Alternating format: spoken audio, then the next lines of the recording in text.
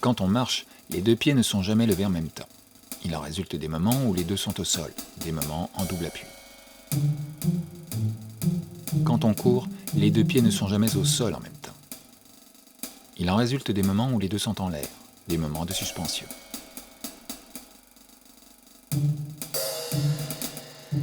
Dans une course comme dans une marche, le pas est la distance entre deux appuis successifs, celui d'un pied puis celui de l'autre.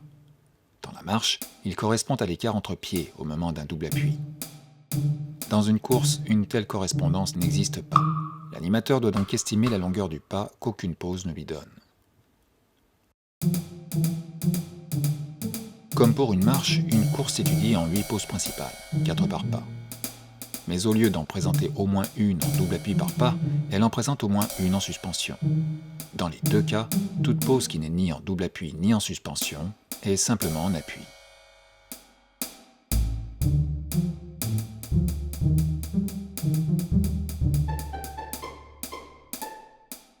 Dans un précédent épisode, nous avons montré comment rendre une marche plus pesante en augmentant le nombre de pauses en double appui.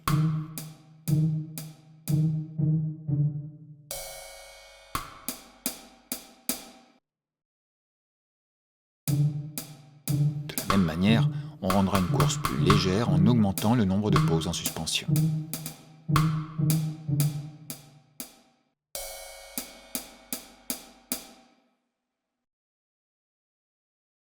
En procédant de la sorte, on obtient 3 modèles de répartition.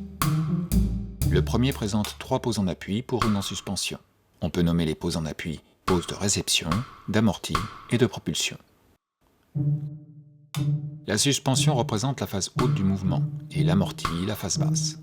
Notons que la pause en suspension a une position horizontale.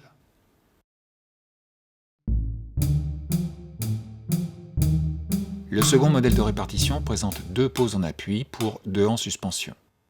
Les phases basses et hautes ont disparu. On les retrouvera dans l'interpolation, c'est-à-dire dans les pauses qu'il faudra ajouter pour obtenir la bonne durée du cycle.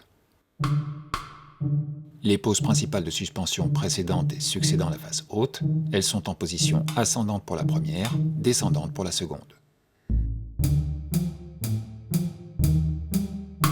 Le troisième modèle présente une pause en appui pour 3 en suspension.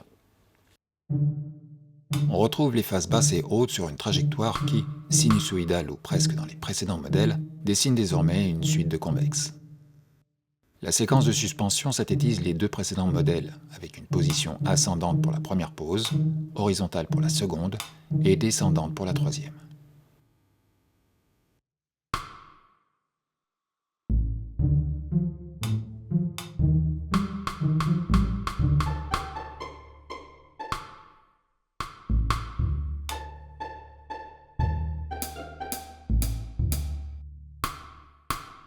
Faire varier ainsi le rapport entre pause en appui et pause en suspension modifie la longueur au sol du cycle sur place. Mais nous avons déjà vu que cette longueur n'est qu'un nombre de positions distribuées sur une distance et qui varie selon la durée d'appui.